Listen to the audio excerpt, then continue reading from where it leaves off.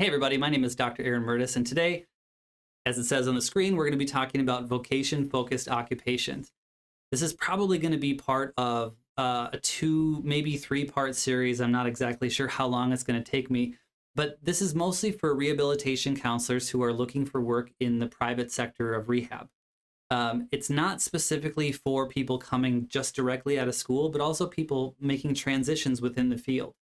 The whole purpose of me sharing this information is that when I was in school, I really wanted to know what all of my options were. If I'm going to become a rehab counselor, how do I make an informed choice about what job is a good fit for me, fits my needs, but also allows me to give back in the way that I do best. So I wanted as much of that information as I could find. And what I couldn't find a lot about was the private sector. So I spent probably, I don't know, 6, 7, 8 years in doctoral school and beyond, learning about what all those options were. So as I did that, I wrote them down in a book, and the book is here. There'll be a link at the end if you're interested in it. But basically, I'm not here to sell the book. I'm here to give you as much information out of this as I possibly can. But just for the sake of time, I only can give you a part of that. So I'm going to be going over about maybe a third of the occupations that are in the book, and then in another one, I'll tell you more. And so we'll cover these ones today. SSVE stands for Social Security Vocational Expert. Workers' compensation, I'll explain what it's like to work as a rehab counselor in that program. As a VA consultant, and this means a very specific thing, not specifically doing voc rehab for the VA, but supporting other VA counselors. So I'll explain that later. Transition counseling, many people understand what transition counseling is. If you're familiar with the pre-eds program, or you've worked in a high school or with high school age kids transitioning into work or higher education, this is sort of outside of that state program or even federal programs. And then, of course, private career counselor.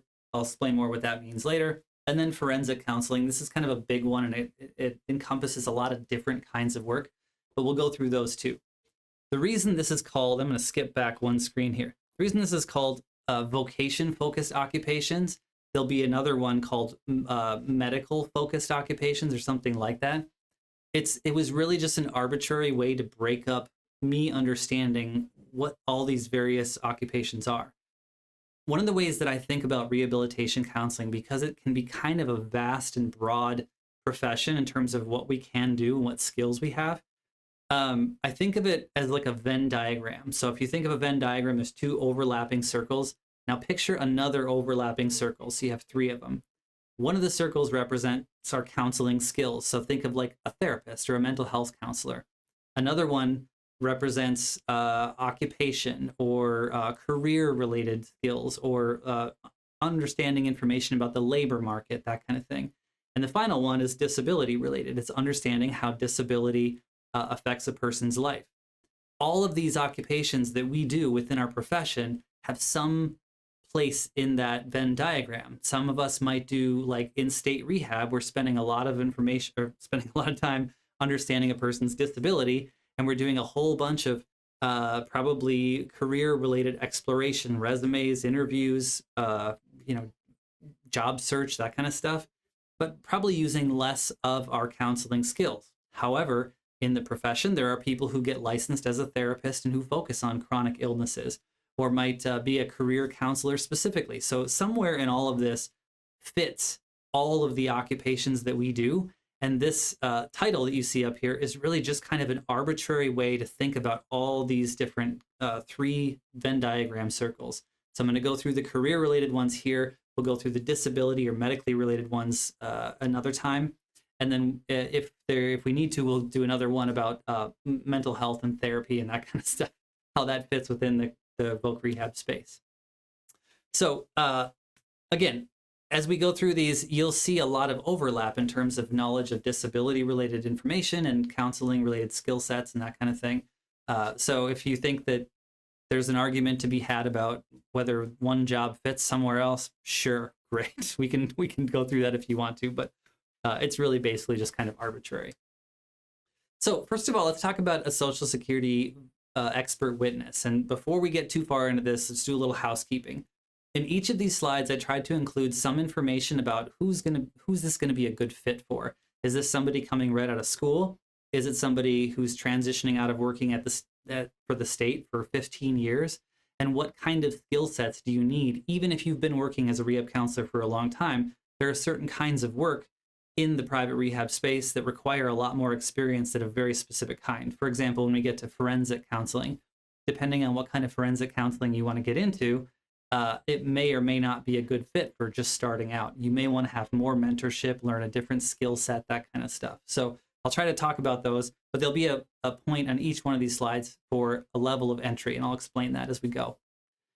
Salary, same thing. Some kinds of work are paid by the hour, some are paid by the case, some are paid by the service. Like, I'll do one resume overhaul for X amount of dollars or whatever, something like that. So those will all be there. I'm going to skip down a lot of times to the third bullet point to kind of explain what the program is and how it works before I get into those details. But let's do that now. Let's start with Social Security expert witness. And let's talk about what Social Security is, just generally speaking. So I don't need to give a whole background because all of you probably know a little bit about Social Security and why we have it. And if you don't, there's really good books out there explaining what it is and why we have it. But for our purposes today, when somebody goes to apply for Social Security, because if they say, I can't work, so I could use those government benefits to help pay for life. So Social Security Administration has to make a decision about that. Are they disabled such that they cannot work? Or is there a job out there available to them and they should be expected to earn that income? If the Social Security Administration says, I think there's a job out there that you can do, even though I recognize or acknowledge that you have a disabling condition, then they would deny that application. The person has the right then to appeal that. And if they appeal that decision, it goes to a special judge called an administrative law judge. They're basically a judge that knows the law like every other judge does, but they're administering the Social Security program. And they're very specialized to understand the program itself. And they do a ton of these cases all the time because there's lots of appeals going on. What they know is the law. What they don't know are the current labor market conditions and also how that disability uniquely affects a person in this labor market with this kind of job background, that kind of stuff. That's where the rehabilitation counselor comes in. We get called in to look at their disability, to look at the labor market and help the courts understand, could this person work or could this person not work? Ultimately, it's not up to us. It's the judge's decision, but we're there to feed information. That'll be kind of consistent in a lot of forensic occupations where we're there to provide information for other people to make their decisions. So we'll say more about that too. In this specific case, getting started in this, it's listed as an entry level or beginner level occupation category. The reason for that is because if you think of like a Hollywood movie and you think of people being cross-examined and it's a courtroom and someone's getting grilled with all these really difficult questions, there are environments in which that might happen to you. But in this Social Security program, you're not being cross-examined. It's what's called non-adversarial. It's not a big fight between people. You're really there just to provide information, to understand a person and give information about the labor market, their work history, all that kind of stuff. So there are, because it's lower pressure, but there are skill sets that we have that we can provide, there is some training that you may not have gotten in your graduate programs that you may need to get. So for example, like how to do a transferable skills analysis, how to really read the Dictionary of Occupational Titles or the Bureau of Labor Statistics. And there's even more interesting information coming out as our databases update and with current labor market stuff. But so there are things that you probably need to learn. And the reason I say getting into the practice, you should really work with someone who can mentor you is really for two reasons. One, because there may be skill sets that you're still kind of missing, even if you have the capacity to do this work. You'll want somebody to kind of walk you through the process because there's a very specific and unique way that questions are phrased in this environment, and also a very specific way that you do a transferable skills analysis. You may have heard about it in a program, you might have even practiced one, but how it's done in this specific context is a slightly different than, say, if you're just a career counselor helping someone use their past skills from past work to apply to another position or talk about your skills or something like that. So it's very unique. The other thing is that you really aren't allowed even to do this kind of work unless the government gives you permission, essentially. They have what's called a BPA. My head's in the way. Let me get out of here. They have what's called a BPA, or a blanket purchase agreement, which is just a business term for essentially a contract. You have to have the right qualifications and experiences, and the government then says, okay, we're going to put you on a list of people who we can allow. They don't necessarily have someone there all day long taking in applications and making determinations about qualification. So they do this periodically, where they'll say, okay, we'll open up BPAs for new people, and they'll close it for a while, or depending on what's happening in the program. What that means is that you'll likely, not only do you need to learn those skills, but you really need to get under someone who has a BPA, and you can work with them. So really, it's kind of a win-win for everybody. Somebody who has one can have you there to learn and help, and earn money along with them, but also you get to learn the process too. So that's something you'll want to look for if you're thinking, how do I get into this? Find somebody who has a BPA who's willing to take you on and train you in these things. That doesn't mean they're going to train you in all the things. You're going to have to go out and learn them too. But it means that'll give you kind of access, or it'll help open doors for you in the future. I already mentioned some of these acronyms here. You have to understand the Dictionary of Occupational Titles, front and back, inside out. There are some good trainings on, I always forget the acronym, but it's the technical Assistance for Quality Employment, the VR TAC or something like that. If you Google it, you probably find it. Or somebody, if they're watching this in webinar form, somebody can put it in the chat, or I'll put a link in or something like that. But there's some good training videos to how to understand the Dictionary of Occupational Titles, how to do a transferable skills analysis. There's some software out there that can help with, although it's getting kind of dated now, but it's still there and it works just fine. Another thing is what I mentioned, the updating databases with new labor market information. There's the DOT used to be used for everything, but it is kind of aging. So the Occupational Requirements Survey is the government's new effort to really capture information. It's controversial. There's a lot to learn about that, but that's something you'll need to look into and learn about. And then, of course, the Bureau of Labor Statistics. What this looks like when you get into a courtroom is it's not always a courtroom. Sometimes they do this in hotels. Sometimes they do it over the phone or via Zoom or some other video conference platform. But what you do is you get a file in advance, and then you get to review that file, and then you tell the judge, here's what I think. And it's not just you have to make a presentation. The judge asks you very specific hypothetical-like questions. And they're phrased in this really kind of what I think to be a little strange way. It's not, here's a person, what are the facts of their life? It's, hypothetically speaking, this person who's right in front of you, if there were another person who was just like them with these certain circumstances, and then they ask a more specific question. There's a lot of reasons for why they ask questions like that, and they have to do with past legal cases and a long history of applying this Social Security program and functioning within it. So I'm not going to explain how that works right now or what that means. But it's one of those things where, again, it's just helpful to have a mentor, helpful to have someone kind of walk you through and just get you comfortable with how the program is administered and your role in it. So a couple things about money and referrals and what this means for job security for you. Each case is paid by the case. So it's not like you'll have to go out and market your services to somebody. Once you qualify and you have your own BPA or working underneath somebody, you can pick as many cases as you want. And that helps you really plan out your finances. If you're like, well, I would like to earn this much money today, so I need to take on 5 cases. And if I can do them all in one scheduled day, that'd be a great thing. In fact, that's what a lot of people do, is they'll say on Fridays, once a month, I'll go in and do SSVE work. And then other times they'll do work comp or some other kind of work too. So some people make a living doing just this. Other people use this as a supplement and just take on certain cases. I don't recall exactly what the current rate is per case. Somebody who's in attendance might be able to explain that or talk about it.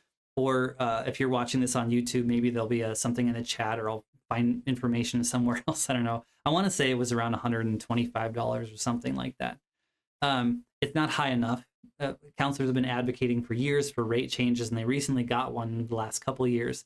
But it's somewhere in that ballpark, I think.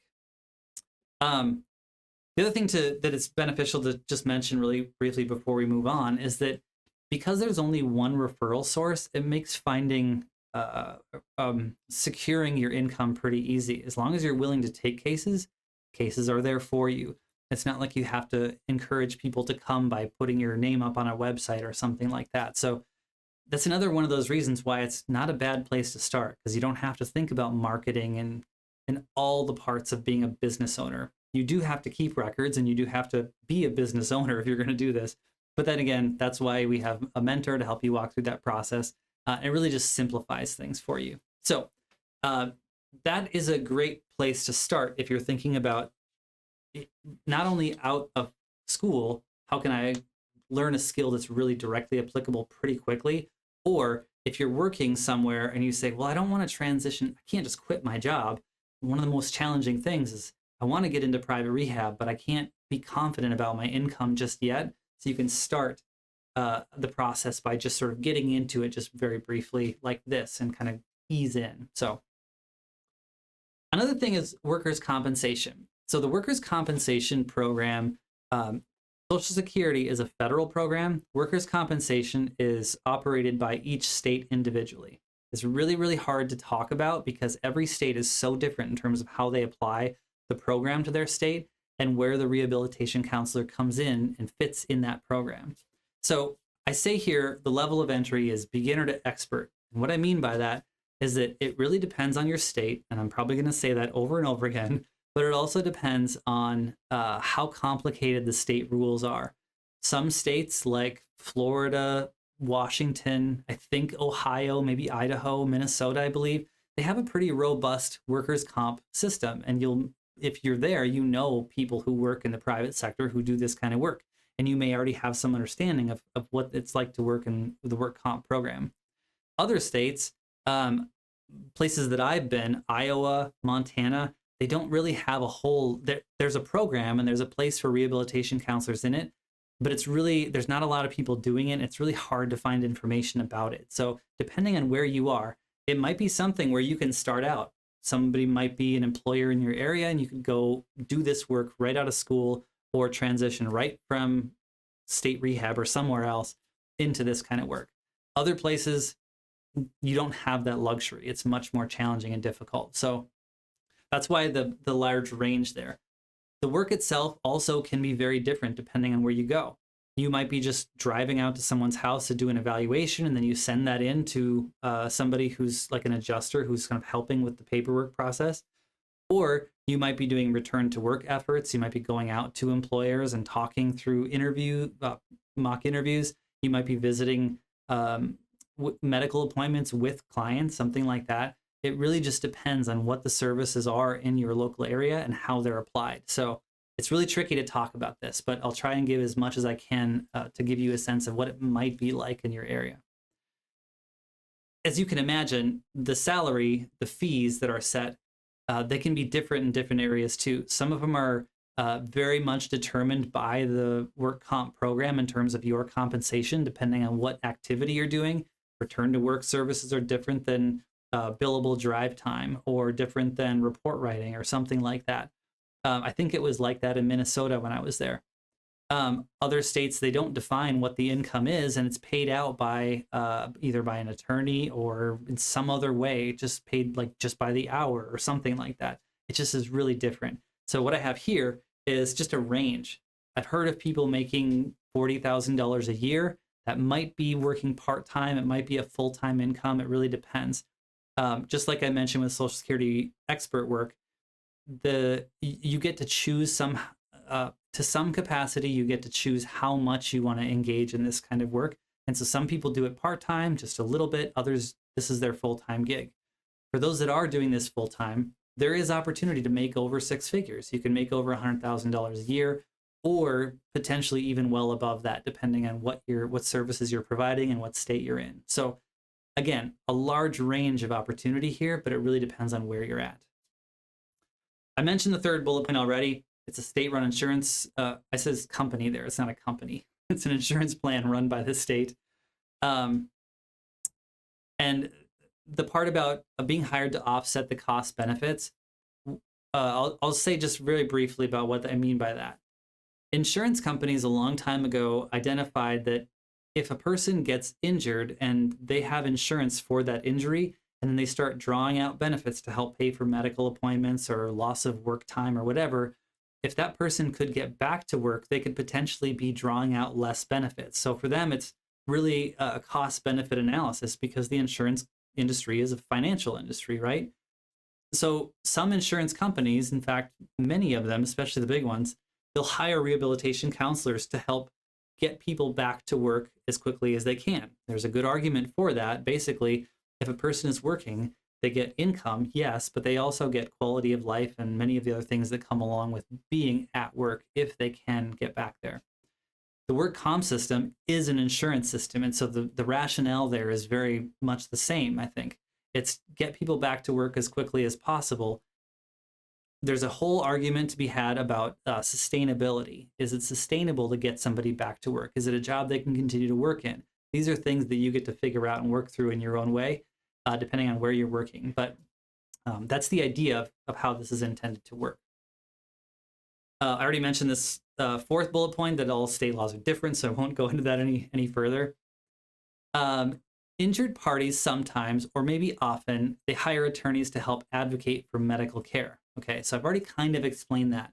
But in some places, a person could work through the work comp system, but because it's complicated and they could potentially miss out on opportunities or funding or being given the right services they need, people will hire an attorney, and you get to either work for the state or you work for the attorney. And it really just depends on where you're at and how that works in the state. So one of the things about this being like kind of a beginner to expert thing is you can get in this and start right away. But some people, they really need a little more time getting used to the legal part of this. Some counselors, they want nothing to do with attorneys and the law and having to testify. For others, that might sound kind of exciting to you. It might sound like an opportunity to build a new skill set or take a skill set that you have and really capitalize on it. So this could potentially be more adversarial, meaning it could be more high pressure environments, or you could literally do work comp and not really, you still engage with attorneys, but you're not necessarily being grilled all the time on what your process was and how you operated within the rules and boundaries of the law, essentially.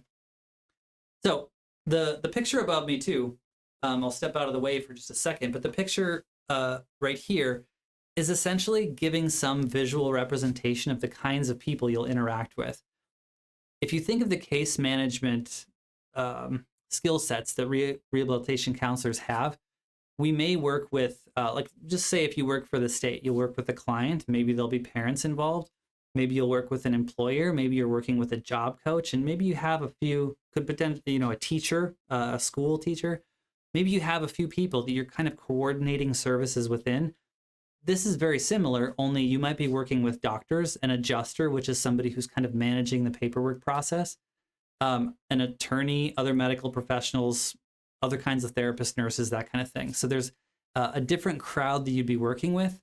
But it's still using those case management services. While I'm on that train of thought, one other thing I'll add about this is work comp, like many of these forensic kind of rehab occupations, they really require strong communication skills. If you're given a case and you say, okay, I'll take on this case, I'll work with this person, we'll get back to work.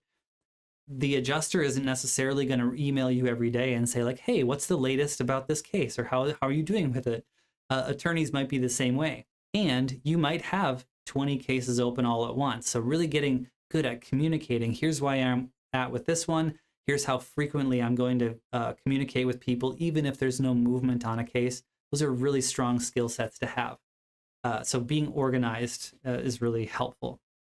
The other thing I'll mention too is just sort of an anecdotal story. When I was meeting people who work in the work comp system, this is back when I was in grad school in Minnesota, I would ask people, so you don't get a paycheck, but how do you then bill for your services? And they would explain that, well, you keep track of what service you're providing and you bill either the attorney or the state or whatever.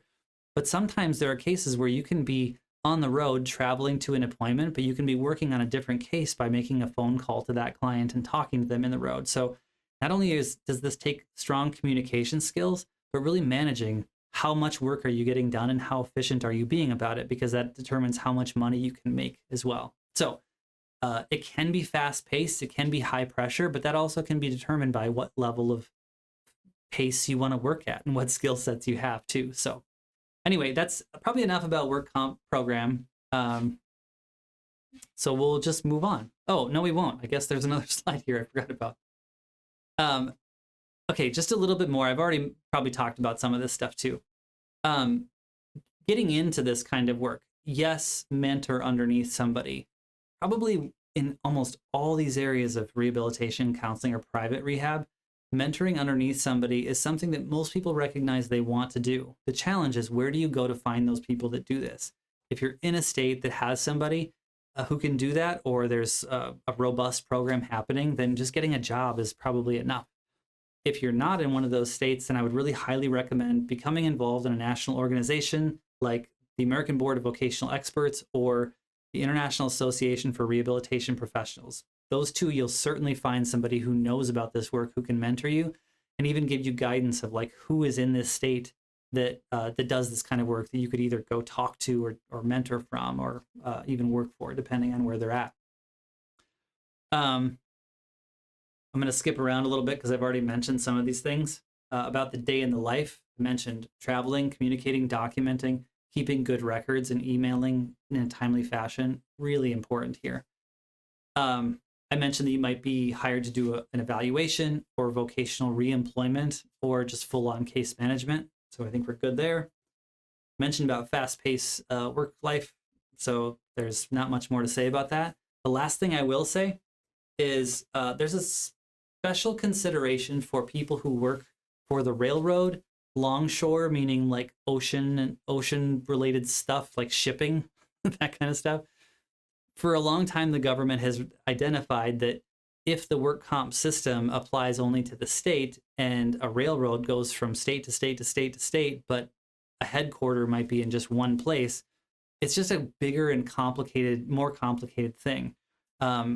So there are special, unique rules for railroads, for people who work offshore in shipping, or I think like oil not refineries, oil rigs like out in the ocean. I think they apply to this somehow too. So there are different programs with unique rules depending on what kind of laws apply to certain kinds of work. So there's something to think about there. Again, more information in the book, or just talk to people and people know what you're talking about. You can find plenty. There's a few textbooks out there who will mention a few things about this too. So let's talk about the VA consultant. The VA consultant is something I plugged in there because it's a kind of work that I do, although I don't know how common this is. I don't think it's all that common, but it's something that you could look into if you wanted to. Essentially, this is something that I did when I was in school. I was on a professional forum. Somebody posted, hey, I have an opportunity if anybody's available in this state. I was living in that state, and so I said, sure. Essentially, what it was is VA counselors are hired to do rehab, essentially, just like you would for the state program.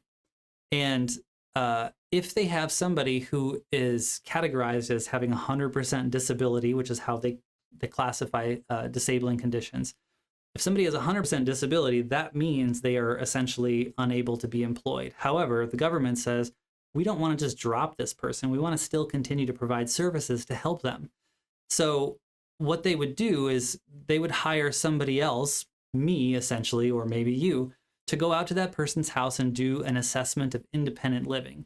Because counselors are busy, they couldn't necessarily drive all over the state, but they could pay me to drive out there, do an assessment, and provide a report back to the VA counselor, or the VR counselor in the VA. So what I would do is I would get paid about $500 a case. That was really nice when I was in school, and I would do probably like, I don't know, 2 of them a month. So this is not something you'd do full time, but it's something to supplement income. I would do maybe 2 of them a month or 1 of them a month, and I would really get to decide how far away does this person live and how much time do I think it's going to take for me to do an assessment. Usually I had kind of a range of, I would drive about up to an hour. This is the way I thought about it. If I drive for up to an hour, I do an evaluation, which lasts about an hour. I would usually stay for hour and a half or hour 15, sometimes 2 hours if I get chatty, which I don't know if you can tell, but I can kind of get chatty sometimes. Plus, people live complicated lives, and some people were just, they had stories that I wanted to draw out of them so I could put it in the report. It was just helpful for me to do that. It just took a little longer. Hour of drive time, hour of evaluation. My reports generally took me an hour, sometimes two. Some other people that I talked to would even take longer than that. And then an hour of drive time back to my home. So we're already talking 4 hours. And so if you do the math, that kind of breaks down to about $125 per hour, which is about a little bit less than standard rate for counseling. So I kind of set for myself a geographical range that I was willing to go and how much time I was willing to spend on reporting and that kind of thing. So that's how they paid this out. It sounds like it might be a lot of money, but depending on how long it takes you, it may or may not be, but that's up to you. I've only heard of 2 states that have done this, but I haven't really dug very deeply to see how frequent this is.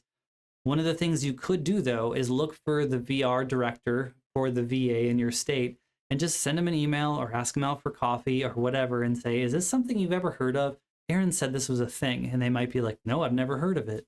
And you can say, is it something you would want to do? Because I would love to do this. It's not so simple as just saying, well, okay, shake hands and do it. The government puts out contractors, usually for someone like a headhunter. Headhunter is just a kind of a Halloweenish sounding name. At least it sounds like Halloween to me. A Halloweenish sounding name for somebody who just, the VR counselors don't want to be running around looking for people in their state to do it. So they hire out the contracting to somebody else. Essentially, that company found me and I get paid by them. They get paid by the government. And it's kind of there's just a process. So anyway, I think I've kind of already covered things. Just for the sake of time, I'm going to move on beyond that. But it was really fun. If anybody does hear about this or get into it, I still have all my old templates and all the reports and stuff that I wrote. And I'd be happy to share something that doesn't have, private information, that kind of stuff on it.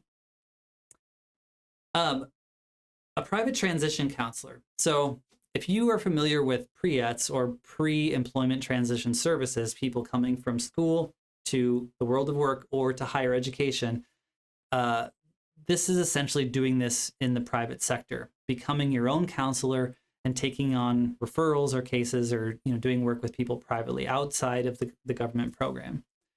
Because of this, fees are generally set by professionals, just like any other therapist or counselor would. Some people who do counseling take insurance, and insurance can oftentimes set the rate for what they'll reimburse.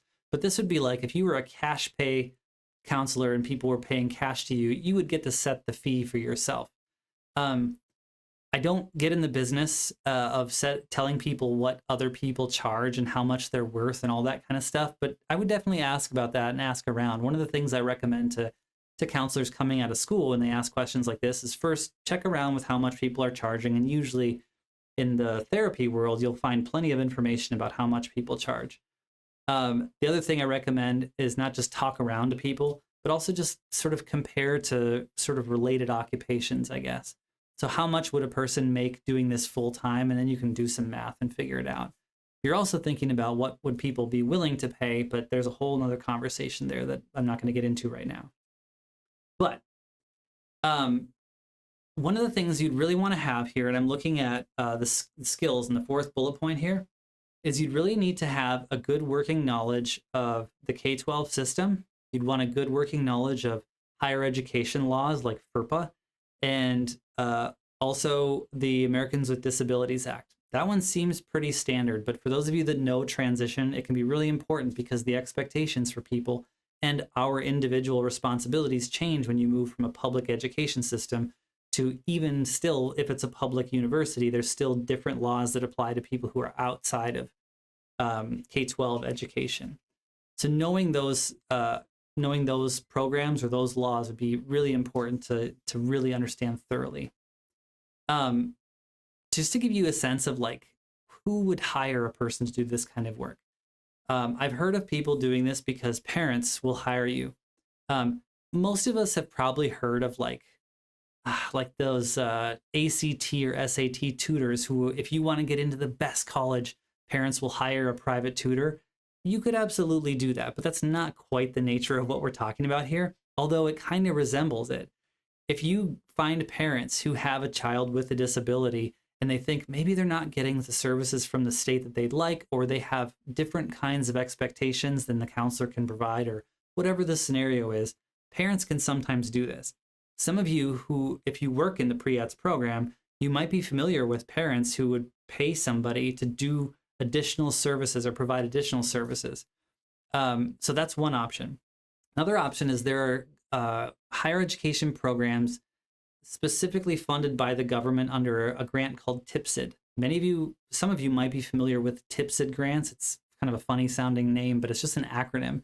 And it basically means on-campus programs that provide a college experience and likely college credit for people with disabilities going to college.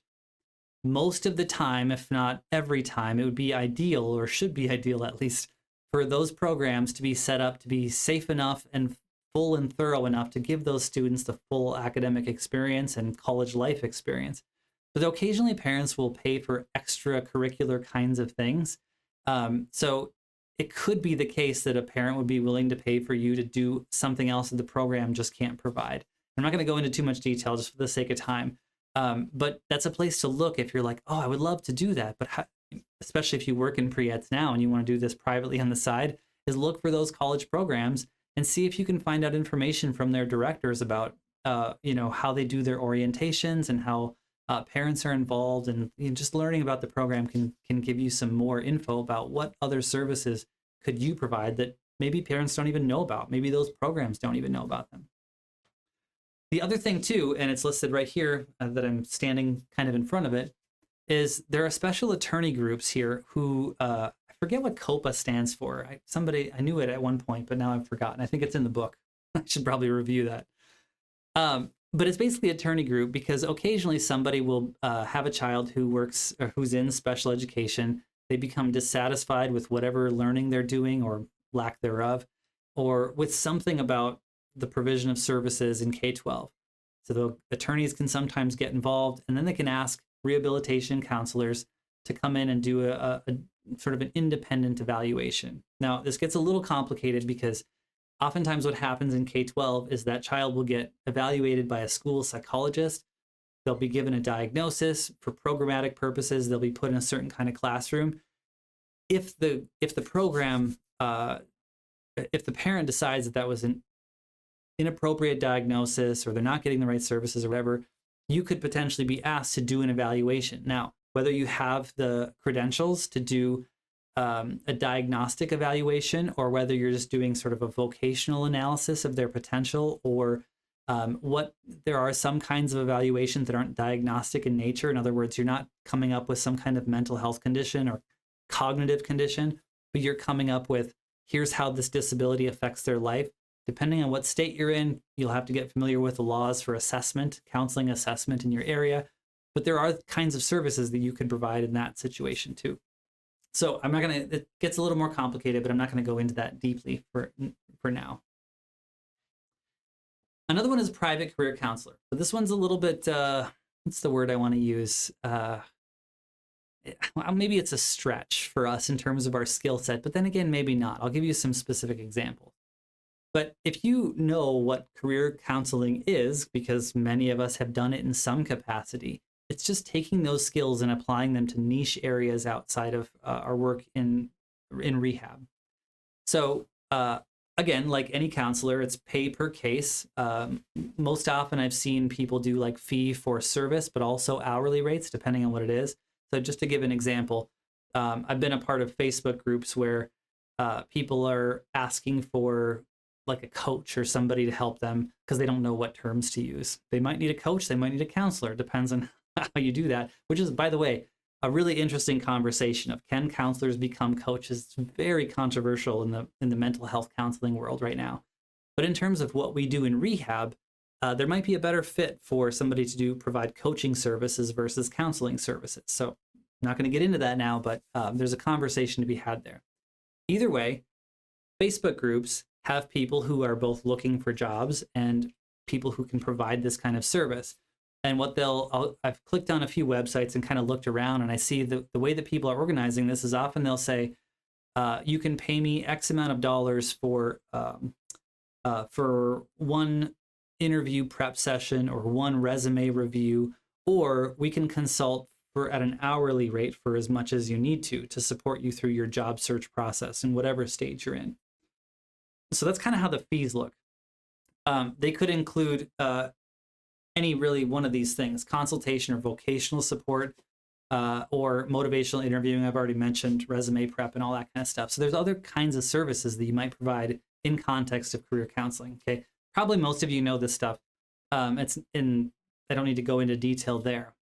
The part about niche communities I think is interesting to talk about, and I'll give you an example of why I include this here. When I first got my first job as a professor, I never really intended to be a professor, and I always thought I would go out in private practice and do stuff maybe like this. Excuse me. And so I was always considering, well, if I'm going to do rehab-like stuff, I want to know what's out there, hence this project, right? And I was on this Facebook group for professors who were transitioning out into private industry. If you're in biomedical science, the academy or universities, they have to contend with high-paying occupations out in private industry, right? So it's more common in things like business and the hard sciences, like STEM sciences, for people to come back and forth between private industry or academia, or kind of do a combination. In our world of counseling, it's not quite as common, which is why we don't know about this.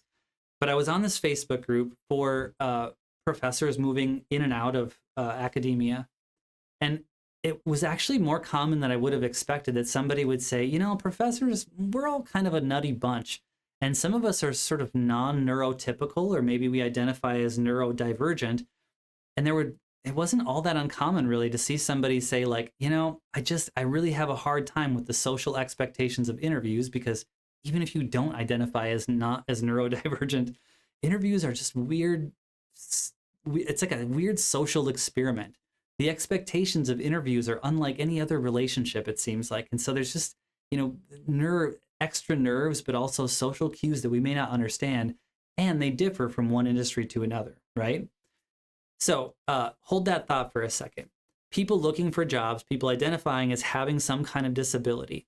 You can go on the internet and you can find anybody. There's a million different YouTube videos offering support and assistance, trying to, you know, what are the best questions to ask during an interview? How do I prepare for an interview in tech? How do I prepare for an interview in business? All kinds of information about that from people who really know those communities. But what they don't know is they don't know disability.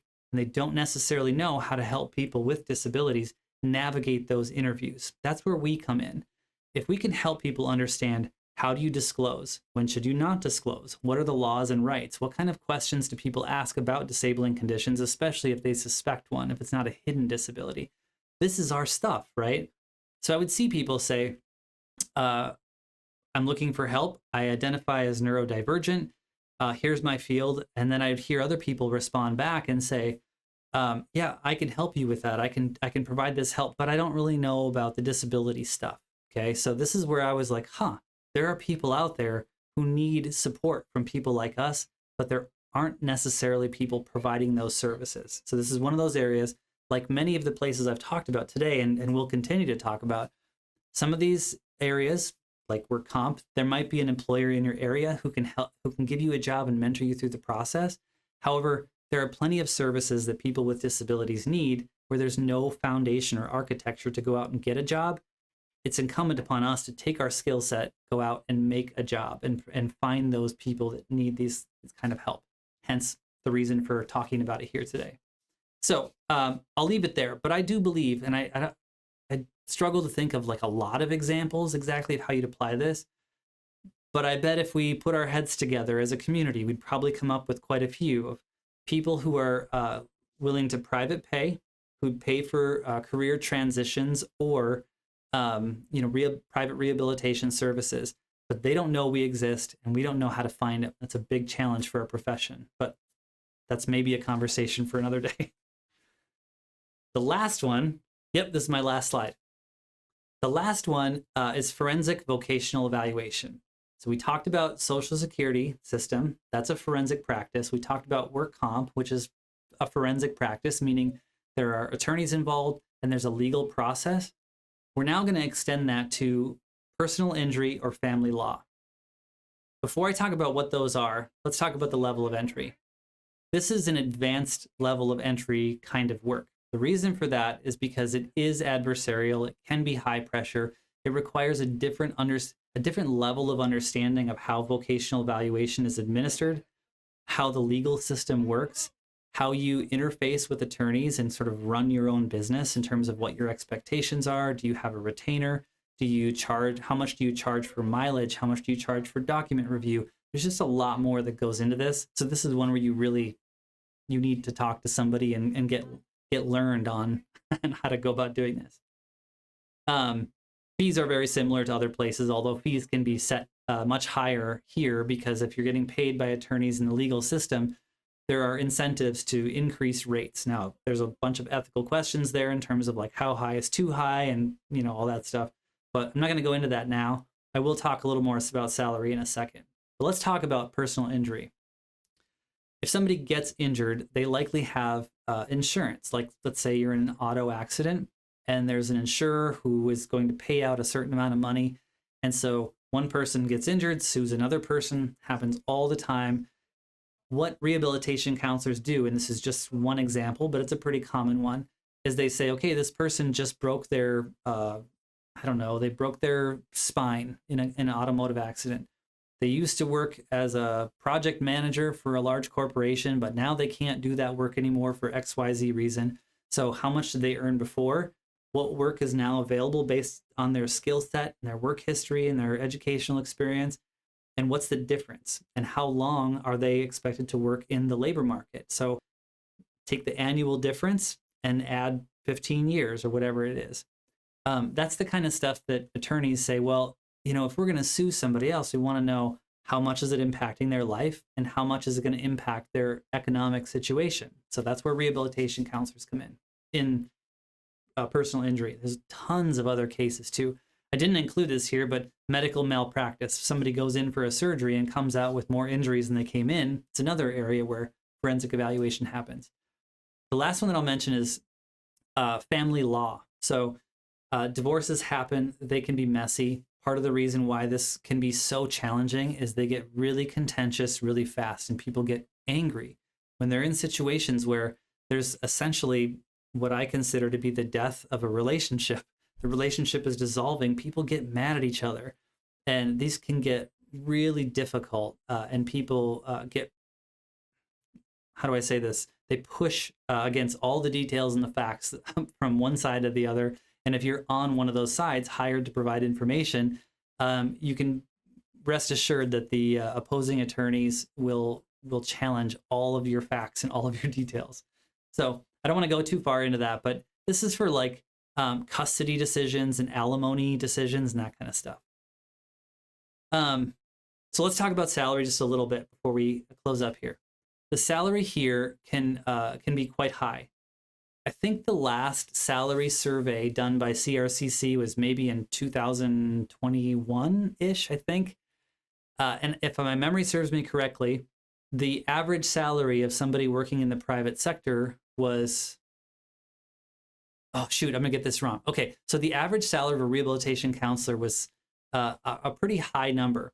When that survey came out, I was watching responses to it online and people from the state who were made up like 80% of the survey. They were like, this can't be right. That's way higher than what we make. I don't make that much.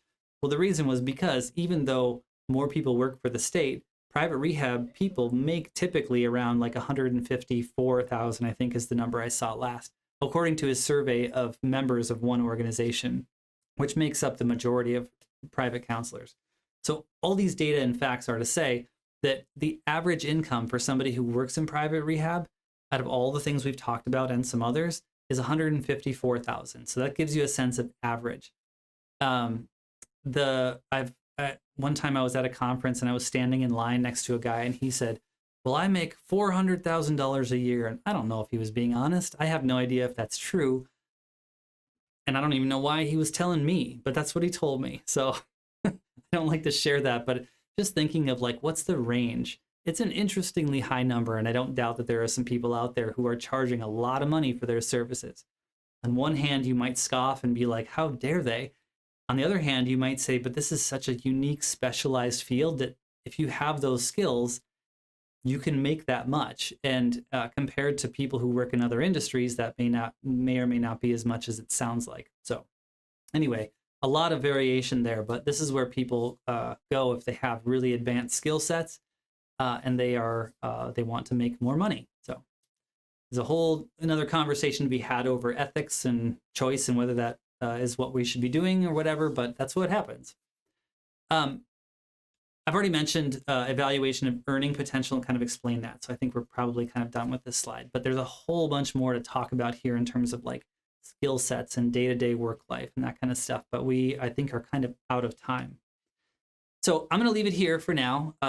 If this is a webinar in webinar form, probably my plan is to be in attendance for all these while it's showing so that I can answer questions in the chat, provide more context, provide links and other resources, some that come out of a book and some that I can point people to better data, more current data.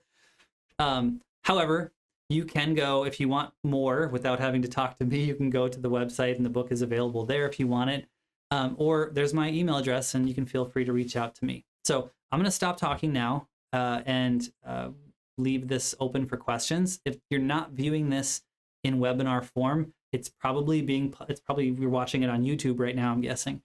So feel free to leave a comment in the chat. If you don't want to email me privately, that's another way you can ask questions or find more information too. So anyway, thank you very much, and hopefully there'll be another version of this with just different kinds of occupations in the sort of more disability focused area. So I'll leave it there. See you later.